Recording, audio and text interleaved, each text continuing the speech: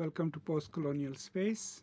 I'm Masood Raja, and today I'll continue my conversation with you in my series on Heart of Darkness. And today we'll mostly talk about from pages 19 to 22, and that is in my edition of Heart of Darkness, which is the Norton second edition. And I'll briefly introduce you to the plot and events, and then a little bit of analysis of this section of the book. And this is the part one of the novel. So let's please watch a brief videographic representation that I've prepared for you, and then I'll come back and conclude the discussion with some analysis of this part. Thank you. So in these pages of the novel, Marlow finally reaches Africa, right? And reaches the station. He rides in a steamboat upriver and gets to the first station, right? And the boat that he takes, the captain is a Swede who also tells him the story of another Swede who has committed suicide. We also get his glimpses of the world around him and the same kind of foreboding and dark world that he's entering is kind of accentuated.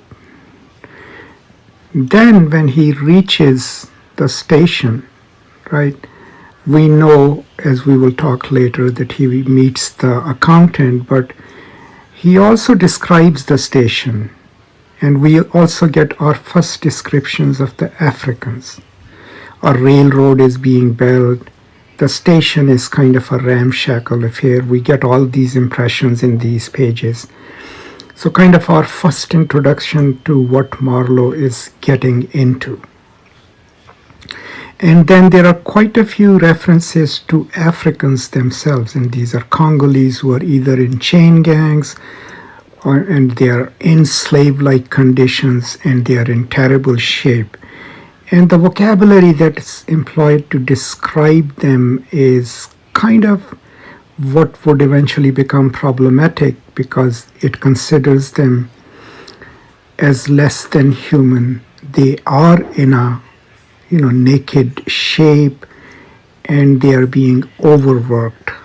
So part of these description is what Achebe would later, of course, consider, and a lot of us are still consider, are kind of racist depictions of Africa. And then we get Marlow's views on the colonialism in Congo, and there's a critique of greed, but what he says is that this is the kind of greed he has never encountered before, and that's the greed of what's happening in Congo, right? And he mostly sees the place as badly run and brutally organized. And then he meets the accountant, and we hear the first mention of Kurtz. And then at the end of these pages, Marlow leaves for the central station. So this is all we get from pages 18 till 22. So as you can see, a lot is already happening even in these 3 or 4 pages. And keep in mind, this is a novella, so Conrad isn't spending a lot of time in explaining things. So as we enter this part of the section 1 of the novel, Marlow has disembarked from, after 30 days of travel, he's reached the mouth of the river Congo, and then he travels with a Swedish captain in the river Congo inland to first station where he needs to go and report to his company. Now we are getting his views of Africa throughout. So we got some of his typical views of Africa, and all that comes across is that it's brooding, it's a dark place.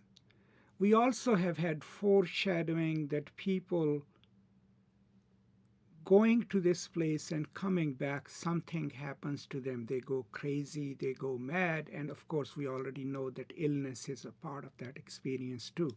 So if you recall in his interview with the doctor had measured his skull, and he is doing scientific research into this specific madness that is happening in Africa.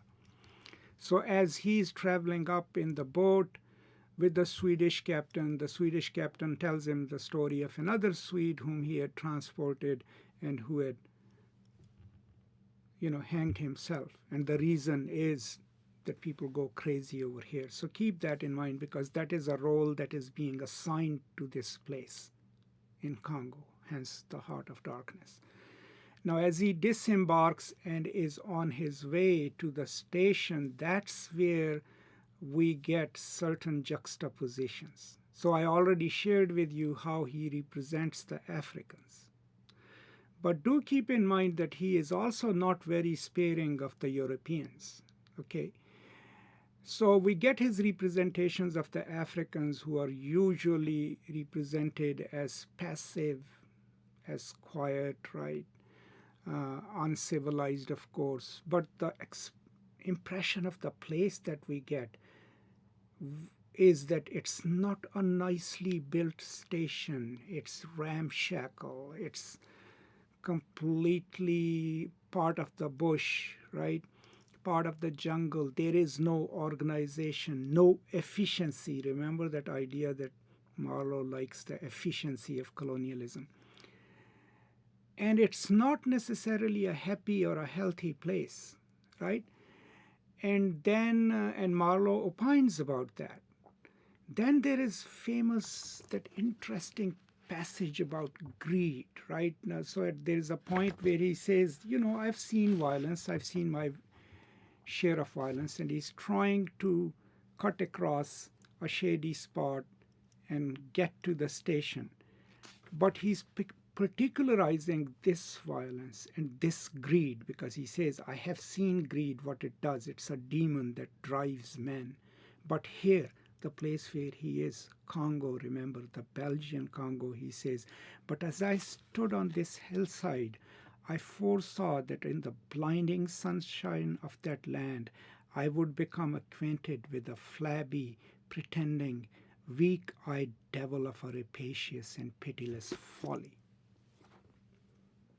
So the kind of colonialism that he's about to see, and he's already regretting, you can see that he's asking himself, what have I become a part of? But what he's also saying is that this kind of greed, a pretender, a colonizer wannabe, right? He's like, this is what I have never seen. But he's gearing up that he will see that. Now then is his encounter with the accountant, right? And I don't know if I can take Marlow's words about him seriously, or is he being facetious, because this is the guy who keeps a starched shirt and appearance and is meticulous about accounts at a place that has no order, right?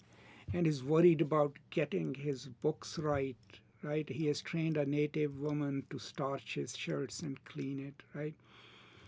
And Marlow calls him a man of substance, right? Because he had been there for 3 years, but he had kept his appearances. Or maybe there is a hint here that if you have something to focus on other than acquisition, since he's an accountant, so he's fascinated with filling his ledgers and everything else.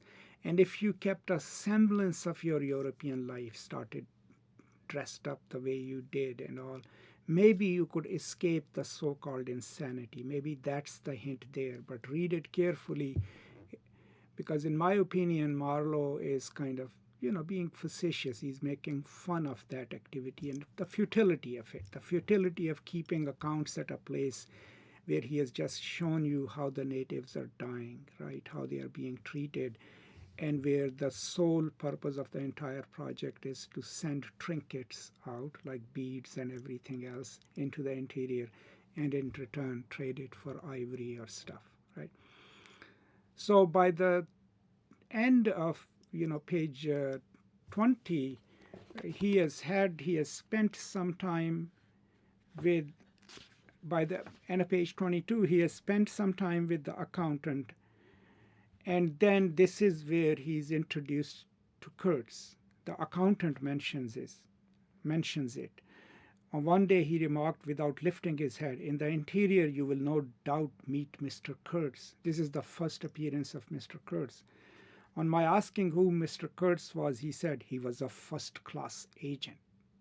He's a very remarkable person, sends in much ivory as all the others put together. So this is Kurtz being introduced to Marlow. Marlow doesn't know him yet. And then the accountant also says that Kurtz is the kind of person who's being groomed. He will rise high in the company. And meanwhile, so this is first introduction to Kurtz. Marlow doesn't know yet whether he'll meet him or not, but what he knows is that Kurtz is kind of a legend. And meanwhile, there is a sick person dying in the accountant's cabin, and you can tell from accountant's response to this sick person, this is an agent who's on his way back to Europe, that accountant finds him a nuisance, doesn't really think he'll make it. And then a new caravan of goods comes in from the interior, and the accountant gets pretty busy with that. He's worried that he will need to, account for everything that has come in. And that's where Marlow leaves us, and then we get this abrupt recommendation or abrupt understanding that he soon leaves for the interior. So a lot is happening in his first encounter with the station of his company, which is completely a ramshackle place. All the Africans that he sees and the way they are represented, they are mostly represented as things, right? And then Marlow's view of the place itself, which he sees as disorganized, not very well maintained. It's not the kind of colonialism one expects. And the only interesting part of it being that the accountant is a well-dressed European man, and maybe that is what has saved him from going insane, or his indulgence with the accounts and ledgers. That's what we get in this section, but already you can see that there is foreshadowing. We are learning about Kurtz. Kurtz is the most productive agent. He's deep in the interior, sends in the most ivory. Now what's the price he pays for it? We've already known that people are going crazy or fall ill when they come for these jobs, right? And there are examples of the guy hanging himself and others. And we have already seen that the Africans, Congolese, are being treated as subhumans. All of this has come across to us in these few pages. So that's all I'm going to talk about in this part of the video, and then I'll come back and continue this conversation page by page. As always, if you have any questions, please post them in the comments, send them my way. And thank you so much for joining me, and I will see you next time. Goodbye, and peace and love.